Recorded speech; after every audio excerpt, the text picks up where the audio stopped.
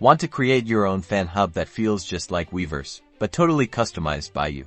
Let's get started by heading over to Google Sites and creating a new blank site. This is where all the magic happens. First, give your Weverse a name by changing the title to the name of your group or artist. Make it pop. Next, choose a theme that matches your group's vibe.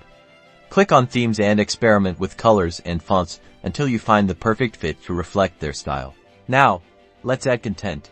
Use the Insert panel to add text boxes for announcements, image carousels for photoshoots, and even embed YouTube videos for your favorite music videos. To embed a video, simply paste the video link into the URL and adjust the sizing for the best fit.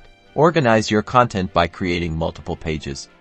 Click on Pages and add pages for news, discography, fan content, or anything else you can think of. The sky is the limit. Make your Weverse accessible to fans worldwide by clicking the share button and setting your site to public.